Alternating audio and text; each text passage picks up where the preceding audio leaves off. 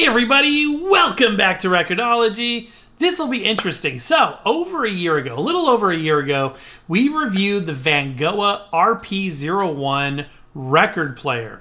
Now, at the end of that show, I said, you know what guys, let's see what they do with this unit, if they improve it.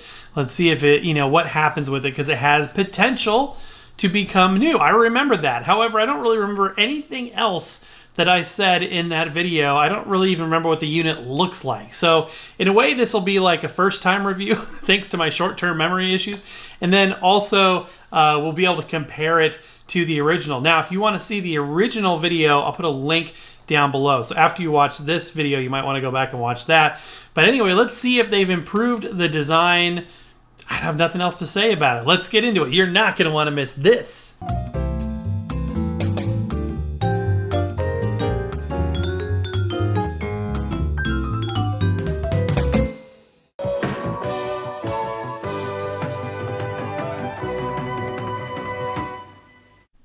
This is the best.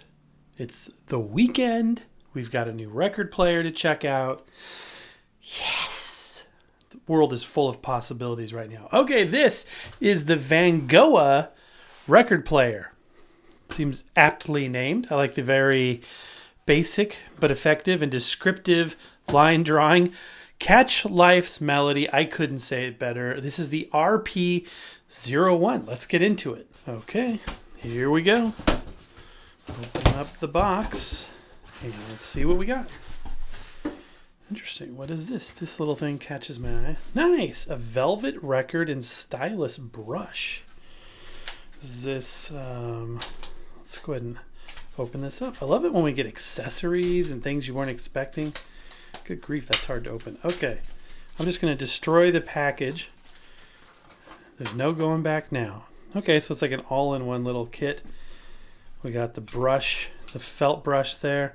I don't use felt brushes that much. I have a few. Sometimes I use them, but I always reach for the carbon fiber ones. But this is cool. It's got a carbon fiber stylus brush here, packed in there pretty tightly. I do use these a lot. So this is like a carbon fiber stylus brush, and then here's a non-carbon fiber brush. These I use often. I try to clean the record surface before every play and the stylus as well. This is cool. I don't know if I've ever seen one kind of all together like that. That's a nice little extra. I love extras. There's not enough extras in the world today. Plus we get an extra stylus there. A little bit of a sneak peek for what kind of cartridge we're dealing with. Power supply. A little box. Ooh, a record weight. I forgot Vangoa gives these record weights. That doesn't look like that is something I would want to put on my record, though. That's just bare metal. Is it missing like a rubber seal? I remember the last one of these was properly sealed. That's just, well, I don't know. Maybe that's all you need. This is a clamp, not a weight. So it actually screws down onto it. So I guess if that's on the label surface, it doesn't really need to be rubber. Interesting. Okay, so that's that. Now I got to go back and look at the other one. I'm kind of curious. All right, let me go ahead and get this out of the box. I like to be pleasantly surprised, and I am pleasantly surprised here because it appears we've got some speakers, not just the record player. So let's go ahead and remove the record player. The record player itself is actually fairly small. Based on the size of the box, I was thinking it would be, a bit larger than that. And then we got speakers. Cool. Yes, this will be interesting. This will be very interesting indeed. I really, really need to clean and organize this office because it's amazing what I've got crammed in here. I've got record players stacked up under the desk here. It needs some work. I recently did some work on our storage facility, and that was good. That needed to happen as well. It's very satisfying to get that taken care of because it just needs to happen. Just needs to happen. Okay, let's start by looking at these speakers. I love the form factor. These nice little boxes here, rounded, sort of a gray and dark brown veneer. And we've got speaker grills here. Ooh, they do come off. Okay, so it's like a pressed board with a glued on fabric, and then these little plastic, I'm not going to call them what you are assuming I'm going to call them, tabs, there we go, that will hold it into place there. It doesn't look very pretty without the grill on it, but there is the driver itself, and this is just a hole. There's nothing in there, so they're not two-way speakers, at least not that are readily apparent. We got foam pads glued on the bottom here. There's the seam for the wrap, and on the back we got a speaker wire terminated with a single RCA plug. That's an interesting way to do it. And the same thing on this guy right there. Okay, so what about the record player? Record player looks like it's got its own speaker, but I think that's just a design thing because I don't feel any indentation whatsoever. Let's go ahead and remove this cling wrap on the dust cover. It's really on there good.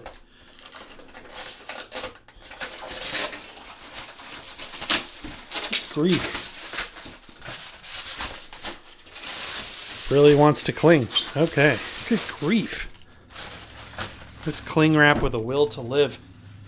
All right, so here is the unit itself, and we've got a clear dust cover, little rubber stops down here on the sides.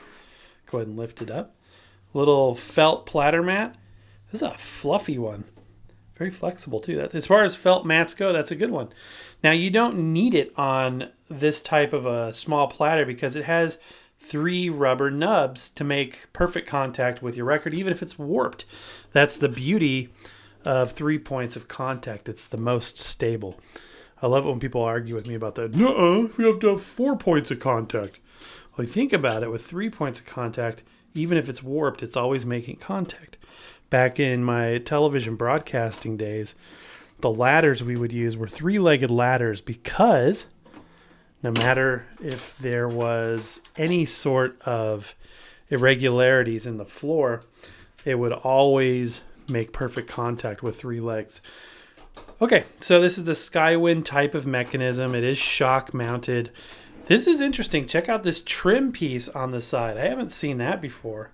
I've seen like every iteration of this under the sun, but I've never seen one with the metal trim. That looks cool. That looks slick. I like that. And we'll look at the tone arm and everything over here in a minute. But yeah, that's the top half. That plinth has that same nice veneer on it. I do like that. And this dust cover has 3 holes, front, back, and left, to allow the record to protrude if you're playing a 12-inch record on it. Let's take a tour around the device. We've got that veneer all the way around. Over here we've got the connection. So it does have an aux in, inconveniently located on the back. The line output, that's a line output. But wait a minute, if you're connecting your speakers to the line output, those aren't really line output. How is that going to work? That's an interesting thought. Because if these are line output, it's a non-variable line level signal. But if you've got speakers, passive speakers like those, that have no volume control, we didn't see any volume control on them, how do you control that volume? And if this unit has a volume control on it somewhere, then this is not a line level output and would blow up powered speakers or an amplifier, any device with a true line level input. So that'll be interesting to see.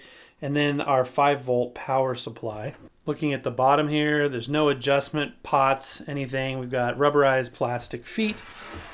Okay, here we go. So there's some kind of business going on back here. There is a protective film on here, so let's go ahead and take that off. I love it when they do this. It's behind the knobs and everything, so you have to pull the knob off to get it off right, which isn't going to happen right now. So yeah, that's see, that part was put on with the film on, and now it doesn't want to come off clean. Anyway, there it is, the control panel. So we got a USB connection, headphone jack. It's on the side, that's better than on the back. Power/Bluetooth, transport controls, a mode switch, and an on-off volume control. So that means that the jack on the back is not a line level output. It shouldn't have been labeled that way. So if you connect this to a line level system of sorts, then this volume knob is going to blow it out of the water. So this is truly a speaker connection on the back, not a line level output. That being said, this is cool. I like this. I think that's a good thing indeed. Let's go ahead and look at the cartridge next. Okay, so we've got our friend, the Chuo Denshi clone. And as far as these go, this is a ceramic cartridge. As far as these go, this looks to be a pretty good one. So we've got a decent pivot down there. You can see the blue and a metal, probably aluminum cantilever and a ruby stylus. So that means that this is not a bad one indeed. They did include an extra stylus, which is good. You could upgrade to a diamond for more durability. But as far as these go, this is a good one. So they didn't spec out the bottom of the barrel. Obviously, we are solidly in the realm of entry level here, but that's what this whole show is about. So is this a good entry level system for somebody just getting started? We shall find out. So we've got a queuing lever and a plastic lift shelf.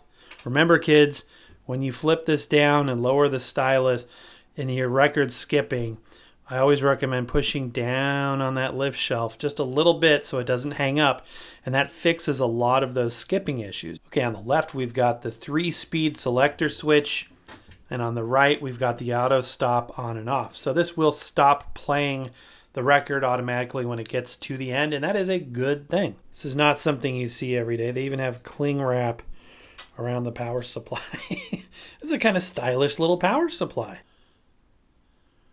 Okay, it's decently quiet at 33. 45 as well. You can hear the motor a bit louder on 78, but that's pretty typical for these. This is belt driven, if I haven't said it already, so the motor on these mechanisms is right over here. Not ideal. Ideally, you want the motor as far away from the cartridge as possible. So higher end systems will have the motor back here or over here. But because this is an all-in-one off-the-shelf mechanism, it's all part of this assembly. You could take this part out. We've shown this before. If you want to see what these things look like on the inside, we've done videos before where we take them apart, and it's all one piece and the motor's under there. All right, let's check the tracking force next. This cartridge is designed to operate between 5 and 6 grams. And if we place it on there, we can see it's just under 5, 4.75. So that is very much at the low range for this cartridge. Won't do any damage to your records and whatnot. This is a conical stylus, by the way. I should have mentioned that. Turning this unit back on to do the strobe test. By the way, strobe warning, if you're sensitive to flashing patterns, strobes, etc., you would want to skip through this part or turn the video off. Anyway, when you turn the unit on, it defaults into Bluetooth mode, which is kind of annoying. So you want to play a record right off the bat, you have to turn it on and press the mode switch once. So I'm going to go ahead and place my stroboscopic disc right here, and we're going to be taking a look at these rings here. The 3 rings on the inside are for the 60 hertz regions, of which we are one of. Bottom ring first for 33 RPM. The lines are marching a little bit to the left, so that means it's a hair fast, but it's not too bad, and I think that that shouldn't be audible. Let's go ahead. And plus, these speeds can settle in over time. This is like right out of the box. So the lubrication and everything hasn't had a chance to settle in. The belt hasn't had a chance to kind of stretch into its normal position, etc. So over time, these things have a tendency of settling in. 45 now, the middle band, also a hair fast. 78 at the top, a bit fast. So that would require an adjustment under the hood, which would void your warranty, etc., etc. And that should be set right out of the box. I mean, you should at least close, like 33 and 45, where you shouldn't have to make any adjustments to speed out of the box. That being said, it's not uncommon for entry-level units like this to have a less than perfectly precise speed adjustment. 33 and 45 were okay, but 78 was definitely considerably fast. Time to hook up the speakers and give this thing a listen. For music today, we'll be listening to a Vinyl Moon release. This particular one is right here. I love these. They're basically mixtapes of new and upcoming artists. This particular issue is volume 94. And what's cool is, in addition to a cool looking record and cover, they also come with some sort of novelty item. This one comes with a book. And this book has some incredible photography.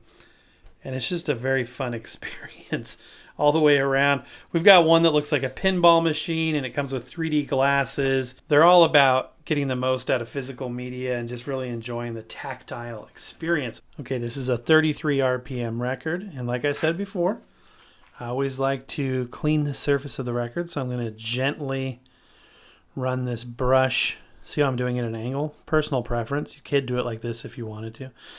Go ahead and run it off like that. Now, if you're using a carbon fiber brush, which has conductive properties, I always go the other way as well to touch the metal spindle, and that can run off some static, which is nice.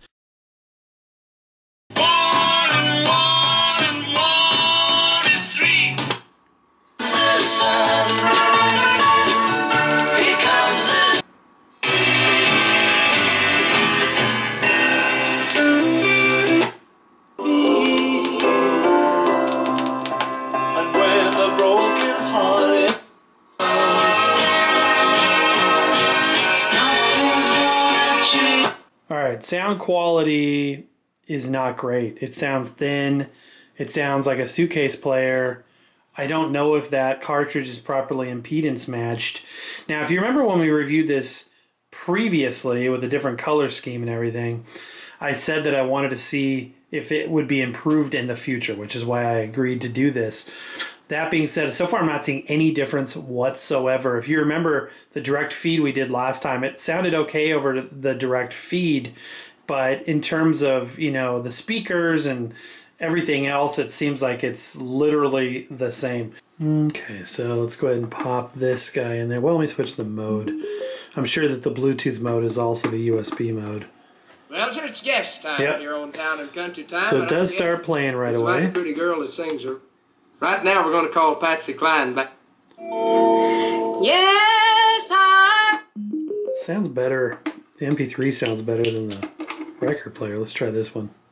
I don't know if there's anything on that drive. There may not be anything on there. Nope. Okay. Well, it works as it should. And like I said, you can skip through, and you can also connect your phone via Bluetooth if you wanted to listen to your phone. You know what? Heck it. Let's do that. Let's connect the phone to it, and we'll give it a test. Comes up right away and connects right away. Let's go ahead and play some music. Something with some bass. That's the sound of the beast. That's the sound of the police. Well, okay, tell me what your fake mad about the date. Now I'm great, cause I remember when. You know, it sounds better, noticeably better over Bluetooth. So that tells me the speakers aren't terrible, the amplification isn't terrible. That tells me this is probably mismatched impedance, which is a bummer, because that does, you know, throw off the whole vibe of warm sounding vinyl analog audio. Total bummer. All right, my friends, at the end of the day, a bit disappointed because, you know, I always want these things to succeed, and it appears that it's literally the same unit that we had before. Definitely leaves a couple of question marks.